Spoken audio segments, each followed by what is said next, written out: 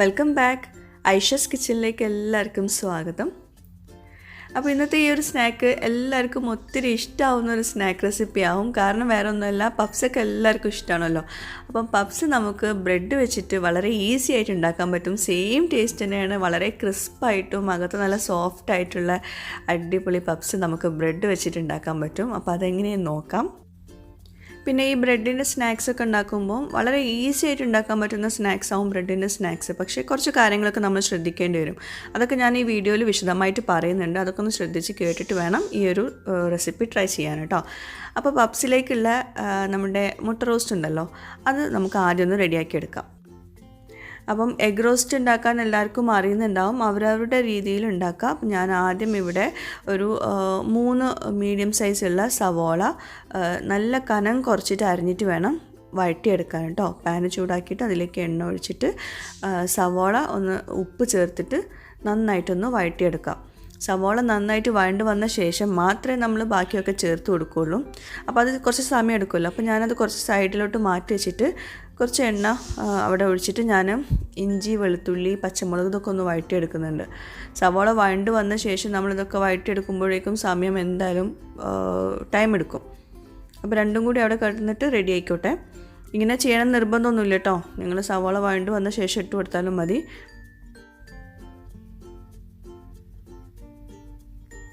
അതുപോലെ സവോളയുടെ പച്ചമണവും ഇഞ്ചി, വെളുത്തുള്ളി ഇതിൻ്റെയൊക്കെ പച്ചമണമൊക്കെ പോകണം. സാധാരണ പലരും ചോദിക്കാറുണ്ട് ഈ മുട്ട റോസ്റ്റ് ഉണ്ടാക്കുമ്പോൾ നമ്മുടെ പെർഫെക്റ്റ് ആയിട്ട് കിട്ടുന്നില്ല എന്നൊക്കെ. അപ്പോൾ അതിൻ്റെ പ്രശ്നം എന്താ വെച്ചാൽ ഇതിൻ്റെയൊക്കെ പച്ചമണം പോകണം. അതുപോലെ സവോള നന്നായിട്ട് വഴണ്ട് വന്നാലേ ഈ ഉള്ളി റോസ്റ്റ് അല്ലെങ്കിൽ മുട്ട റോസ്റ്റൊക്കെ നല്ല ടേസ്റ്റ് ഉണ്ടാവുള്ളൂ. അപ്പോൾ അതെല്ലാവർക്കും അറിയുന്നുണ്ടാവും, അറിയാത്തവർക്കാണ് പറയുന്നത് കേട്ടോ. അപ്പോൾ സവാള ഇപ്പോൾ ഏകദേശം ഒന്ന് സോഫ്റ്റ് ആയിട്ടുണ്ട്. അപ്പോൾ ഞാൻ മസാലപ്പൊടികൾ ചേർക്കുന്നുണ്ട്. അപ്പോൾ ഞാനിപ്പോൾ ഇതിലേക്ക് ചേർക്കുന്നത് 1 ടീസ്പൂണ് മുളക് പൊടിയും ഒരു 1/2 ടീസ്പൂണ് മഞ്ഞൾപ്പൊടിയുമാണ്. മല്ലിപ്പൊടി നമ്മൾ ഇതുപോലത്തെ റോസ്റ്റിലേക്ക് ചേർക്കില്ല. പിന്നെ നിങ്ങൾക്ക് വേണമെങ്കിൽ ഗരം മസാലപ്പൊടി ചേർക്കാം കേട്ടോ. ഞാൻ ഇതിലേക്ക് ചേർക്കുന്നില്ല, അതിൻ്റെ ടേസ്റ്റ് ഇവിടെ ആർക്കും ഇഷ്ടമല്ല. അപ്പോൾ നന്നായിട്ട് മിക്സ് ചെയ്ത് കൊടുത്തിട്ടുണ്ട്. സവോള ഏകദേശം വഴണ്ട് വന്ന ശേഷമാണ് ഞാനിപ്പോൾ തക്കാളി ചേർത്ത് കൊടുക്കുന്നുണ്ട് കേട്ടോ. പിന്നെ അതുപോലെ നമ്മൾ സാധാരണ മുട്ട റോസ്റ്റ് ഉണ്ടാക്കുമ്പോൾ ഇതിനേക്കാളും കൂടുതൽ വഴണ്ട് വരണം. ഇതിപ്പോൾ നമ്മുടെ പപ്സിലേക്കുള്ളതാണല്ലോ, അപ്പോൾ അതുകൊണ്ട് കുഴപ്പമില്ല. അപ്പോൾ ഞാൻ തക്കാളി ചേർത്ത പാടെ ഞാൻ അടച്ച് വെക്കുന്നുണ്ട്, എന്നാലേ തക്കാളി നന്നായിട്ട് ഉടഞ്ഞ് കിട്ടുള്ളൂ. അപ്പോൾ ഇതാ കുറച്ച് നേരം അടച്ച് വെച്ചപ്പോഴേക്കും തക്കാളി നന്നായിട്ട് ഉടഞ്ഞ് വന്നിട്ടുണ്ട്. നന്നായിട്ട് മിക്സ് ചെയ്ത് കൊടുക്കുക. ആവശ്യത്തിനുള്ള ഉപ്പ് ചേർത്ത് കൊടുക്കാം. പിന്നെ കുറച്ച് കുരുമുളക് പൊടി ചേർക്കുന്നുണ്ട്, ഒരു ഡാർക്ക് കളർ കിട്ടാൻ വേണ്ടിയിട്ട്. ഇപ്പം നമ്മുടെ ഈ ഒരു ഉള്ളി റോസ്റ്റ് ഏകദേശം റെഡി ആയിട്ടുണ്ട്.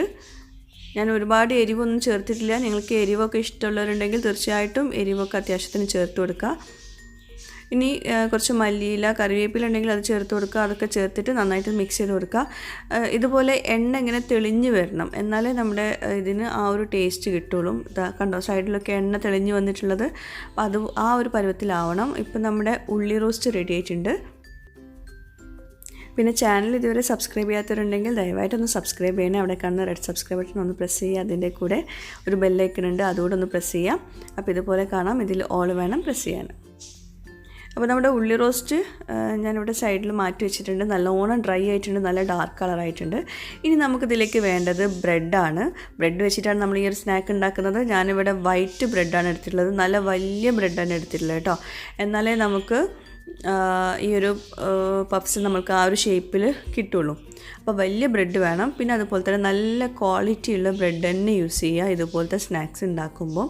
പലരും പറഞ്ഞിട്ടുണ്ടായിരുന്നു ബ്രെഡ് പൊട്ടി പോകുന്നു എന്നൊക്കെ. അപ്പോൾ അതിൻ്റെ പ്രശ്നം എന്താ വെച്ചിട്ടുണ്ടെങ്കിൽ ഇത് കണ്ടോ, നല്ല സോഫ്റ്റ് ആയിട്ടുള്ള ബ്രെഡാണ്. പിന്നെ ഞാനിത് ഒരേ ഷേപ്പിലുള്ള ബ്രെഡാണ് എടുക്കുന്നത്. സൈഡൊക്കെ പല ഷേപ്പിലുള്ള ബ്രെഡ് ഉണ്ടാവില്ല, അതുകൊണ്ടൊന്നും നമുക്ക് ഈ ഒരു സ്നാക്ക് ഉണ്ടാക്കാൻ പറ്റില്ല. അപ്പോൾ അതുകൊണ്ട് അത് ശ്രദ്ധിക്കുക. അങ്ങനെ ബ്രെഡ് അങ്ങനത്തെ കിട്ടിയില്ല എന്നാണെങ്കിൽ ദയവായിട്ട് ഉണ്ടാക്കരുത് കേട്ടോ. അപ്പോൾ ഉണ്ടാക്കിയാൽ ശരിയാവില്ല. അപ്പോൾ ഇതിൻ്റെ സൈഡൊക്കെ ഞാൻ കട്ട് ചെയ്തെടുക്കുന്നുണ്ട്. കട്ട് ചെയ്യുമ്പോൾ തന്നെ നിങ്ങൾക്ക് മനസ്സിലാവും ആ ബ്രെഡ് എത്രത്തോളം സോഫ്റ്റ് ആണെന്നുള്ളത്. നാട്ടിൽ നല്ല ബ്രെഡ് കിട്ടുന്നുണ്ട്, വലിയ ബ്രെഡൊക്കെ കിട്ടുന്നുണ്ട്. മിൽക്ക് ബ്രെഡ് ഇതിന് പറ്റില്ല കേട്ടോ, അങ്ങനത്തെ സ്നാക്സിന്. അതും പ്രത്യേകം ശ്രദ്ധിക്കുക. വൈറ്റ് സ്ലൈസ്ഡ് ബ്രെഡാണ് വേണ്ടത്. അപ്പോൾ ഞാൻ കുറച്ച് ബ്രെഡ് സ്ലൈസ് ചെയ്ത് വെച്ചിട്ടുണ്ട്. ഇപ്പോൾ കണ്ടോ ഈ ഒരു ബ്രെഡ് ഭയങ്കര സോഫ്റ്റ് ആയിട്ടുള്ള ബ്രെഡാണ്. അപ്പോൾ നമ്മളിത് ഒന്ന് ജസ്റ്റ് റോളിംഗ് പിൻ വെച്ചിട്ട് ഇതുപോലെ ഒന്ന് പരത്തിയെടുത്താൽ തന്നെ അത് നന്നായിട്ട് ഒരു ഷീറ്റ് പോലെ ആയി കിട്ടും. ചില ബ്രെഡ് നമ്മൾ ആവി കൊള്ളിച്ചിട്ട് പരത്തിയെടുക്കേണ്ടി വരും, എന്നാലും നമുക്കിതുപോലെ കിട്ടുള്ളൂ. അപ്പോൾ ഏറ്റവും ബെസ്റ്റ് ഇതുപോലത്തെ ബ്രെഡാണ്. വളരെ സിമ്പിളായിട്ട് നമുക്ക് റെഡിയാക്കി എടുക്കാൻ പറ്റും. വെള്ളമൊന്നും വെച്ചിട്ട് ഇത് ചെയ്തെടുക്കണ്ട കേട്ടോ, അതൊക്കെ പൊട്ടി പോകാനുള്ള ചാൻസ് ഉണ്ട് നമ്മൾ ഫ്രൈ ചെയ്യുന്ന സമയത്ത്. അപ്പോൾ ഇങ്ങനത്തെ ബ്രെഡ് കിട്ടിയാൽ മാത്രം ട്രൈ ചെയ്ത് നോക്കാം. അപ്പോൾ ഷീറ്റ് വളരെ ഈസി ആയിട്ട് നമുക്ക് പരത്തിയെടുക്കാനും പറ്റുന്നുണ്ട്, അതുപോലെ തന്നെ ഇത് നല്ല ഈസി ആയിട്ട് റോൾ ചെയ്തെടുക്കാനും പറ്റും. ഇനി ഇതിൻ്റെ അകത്ത് നമ്മൾ നേരത്തെ റെഡിയാക്കി വെച്ചിട്ടുള്ള ഉള്ളി റോസ്റ്റ് ഉണ്ടല്ലോ, അത് കുറച്ച് മാത്രം ചേർത്ത് കൊടുക്കുക, ഒരുപാട് ചേർത്ത് കൊടുക്കണ്ട. പിന്നെ ഞാൻ കുറച്ച് മുട്ട ഇവിടെ പുഴുങ്ങി വെച്ചിട്ടുണ്ടായിരുന്നു, അത് ഞാൻ പറയാൻ വിട്ടുപോയി. മുട്ട സ്ലൈസ് ചെയ്തെടുത്തിട്ടുണ്ട്, നല്ലോണം പുഴുങ്ങിയെടുക്കണം കേട്ടോ. എന്നിട്ട് മൈദയും വെള്ളം കൂടിയുള്ള പേസ്റ്റ് ഉണ്ടല്ലോ, നല്ല കട്ടിയായിട്ടുള്ള പേസ്റ്റ് ആക്കിയിട്ട് അത് ഇതിൻ്റെ സൈഡിൽ ഇങ്ങനെ ഒട്ടിച്ചു കൊടുക്കാം. നടുവിൽ നമ്മൾ ഈ ഒരു മസാല വെച്ചിട്ടുണ്ട്, മുട്ട റോസ്റ്റിൻ്റെ മസാല. എന്നിട്ട് ഇതുപോലെ ഒന്ന് ഷേപ്പ് ചെയ്തെടുക്കാം. ഈ ഒരു ഷേപ്പിലാണ് ഞാനിപ്പോൾ ഈ ഒരു മുട്ട റോസ്റ്റ് ഉണ്ടാക്കുന്നത്. അപ്പോൾ കാണുമ്പോഴേ നിങ്ങൾക്ക് മനസ്സിലാവും വളരെ സിമ്പിളായിട്ടാണ് ഇത് ചെയ്തെടുക്കുന്നത്, പൊട്ടിപ്പോകുന്നൊന്നുമില്ല. അപ്പോൾ അതിനർത്ഥം ബ്രെഡ് നല്ല ക്വാളിറ്റി ഉള്ള ബ്രെഡാണെന്നാണ്. ഇപ്പോൾ കണ്ടോ നമുക്ക് ആ ഒരു ഷേപ്പിൽ തന്നെ കിട്ടുന്നുണ്ട്. അപ്പോൾ ജസ്റ്റ് ആദ്യം നമ്മൾ ഇതിങ്ങനെ ഒന്ന് ഒട്ടിച്ച് കൊടുക്കണം. എന്നിട്ട് ചെറിയ ചെറിയ ഹോൾസൊക്കെ ഉണ്ടാവില്ലേ, അവിടെയൊക്കെ ഈ ഒരു മൈദയുടെ പേസ്റ്റ് വെച്ചിട്ട് നന്നായിട്ട് സീൽ ചെയ്ത് കൊടുക്കണം. അത് വളരെ നിർബന്ധമാണ്, കാരണം നമ്മൾ എണ്ണയിൽ ഫ്രൈ ചെയ്തെടുക്കുമ്പോൾ അതിലേക്ക് എണ്ണ പോകാണ്ടിരിക്കാൻ വേണ്ടിയിട്ടാണ് അങ്ങനെ ചെയ്യുന്നത് കേട്ടോ. അതായത് മൊത്തത്തിൽ കണ്ട് മൈദ പേസ്റ്റ് വെക്കണ്ട, ആ സൈഡിൽ മാത്രം ആ ചെറിയ ചെറിയ ഹോൾസിലൊക്കെ ഒന്ന് നന്നായിട്ടൊന്ന് സീൽ ചെയ്ത് കൊടുക്കാം. അപ്പോൾ ഇതുപോലെ തന്നെ ബാക്കി എല്ലാതും ചെയ്തെടുക്കുക. അപ്പോൾ ഇങ്ങനെ ചെയ്യുമ്പോൾ എന്താ പറയുക, ആദ്യം ഒരു സൈഡ് വേണം നമ്മൾ എല്ലാം കൂടി ഒരുമിച്ച് നമ്മൾ കൂട്ടിക്കെട്ടരുത്. ഓരോ സൈഡ് ഇങ്ങനെ സ്റ്റിക്ക് ചെയ്തിട്ട് വേണം നമ്മൾ അടുത്ത സൈഡ് ഒട്ടിച്ചു കൊടുക്കാൻ കേട്ടോ. പിന്നെ ഇതിൻ്റെ പുറത്ത് ഇങ്ങനെ ഒരുപാട് മൈദ വെച്ച് തേക്കരുത്. ഈ 4 സൈഡിൽ 4 നമ്മൾ ജോയിൻ ചെയ്തിട്ടുള്ള ആ ഒരു ഭാഗം ഉണ്ടല്ലോ, അവിടെ മാത്രമായിട്ട് ചെയ്ത് കൊടുത്താൽ മതി. കാരണം നമ്മളിത് ഫ്രൈ ചെയ്യുന്ന സമയത്ത് ആ മൈദയുടെ പേസ്റ്റ് ഇങ്ങനെ പുറത്തേക്ക് വൈറ്റ് കളറിൽ കാണും. അപ്പോൾ അതുകൊണ്ട് ഒരുപാട് തേച്ച് കൊടുക്കണ്ട. അപ്പോൾ ഈ ഒരു പരുവത്തിലാണ് നമുക്ക് വേണ്ടത്. അപ്പോൾ ഇനി ഞാനിത് നേരിട്ട് ഫ്രൈ ചെയ്യാൻ പോവാണ്. നമ്മൾ മുട്ടയിൽ മുക്കി അല്ലെങ്കിൽ ബ്രെഡ് ക്രംസിൽ റോൾ ചെയ്തെടുക്കുക ഒന്നും ചെയ്യുന്നില്ല, നേരിട്ട് ഫ്രൈ ചെയ്യാൻ പോവാണ്. ഫ്രൈ ചെയ്യുമ്പം എണ്ണയുടെ ചൂട് വളരെ നിർബന്ധമാണ് നോക്കുന്നത്. എണ്ണ ഒരു മീഡിയം ഫ്ലെയിമിൽ വെച്ചിട്ട് വേണം നമ്മളിത് ഫ്രൈ ചെയ്തെടുക്കാൻ. ഹൈ ഫ്ലെയിമിൽ ലോ ഫ്ലെയിമിൽ ഒന്നും പാടില്ല. എല്ലാ ബ്രെഡ് സ്നാക്സും അങ്ങനെ തന്നെയാണ്, ഒന്നെങ്കിൽ എണ്ണ കുടിക്കും അല്ലെങ്കിൽ പൊട്ടിപ്പോവും, ഇതിലേതെങ്കിലും ഒന്ന് സംഭവിക്കും. അപ്പോൾ മീഡിയം ഫ്ലെയിമിൽ വെച്ചിട്ട് വേണം ഇത് ഫ്രൈ ആക്കാൻ. അതുപോലെ തന്നെ ഈ ഒരു പോർഷൻ ഉണ്ടല്ലോ നമ്മൾ ഒട്ടിച്ചെടുത്തത്, അത് മുകളിലേക്ക് വരുന്ന രീതിയിൽ വേണം ഇട്ട് കൊടുക്കാൻ കേട്ടോ. ചെറിയ ചെറിയ ടിപ്സുകളാണ്, പക്ഷെ അത് അങ്ങനെ ശ്രദ്ധിച്ചാലേ നമുക്ക് ഈ ഒരു സ്നാക്ക് നല്ല അടിപൊളിയായിട്ട് കിട്ടുള്ളൂ.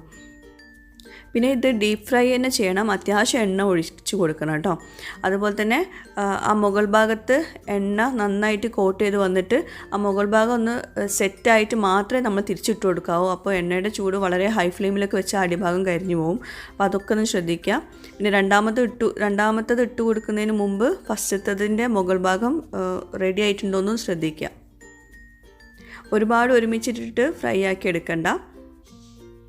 ഇപ്പോൾ കണ്ടോ നല്ല അടിഭാഗമൊക്കെ നല്ലൊരു കളറിലാണ് വന്നിട്ടുള്ളത്. ഇട്ട പാടന്നെ തിരിച്ചിട്ട് കൊടുക്കരുത് കേട്ടോ, മുകൾ ഭാഗം ഒന്ന് റെഡി ആയിട്ട് വേണം നമ്മൾ തിരിച്ചിട്ട് കൊടുക്കാൻ.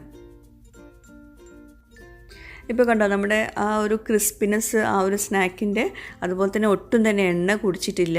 പലരും പറയാറുണ്ട് ഈ ബ്രെഡ് ഇങ്ങനെ ഫ്രൈ ചെയ്തെടുക്കുമ്പം എണ്ണ കുടിക്കുന്നു എന്നൊക്കെ.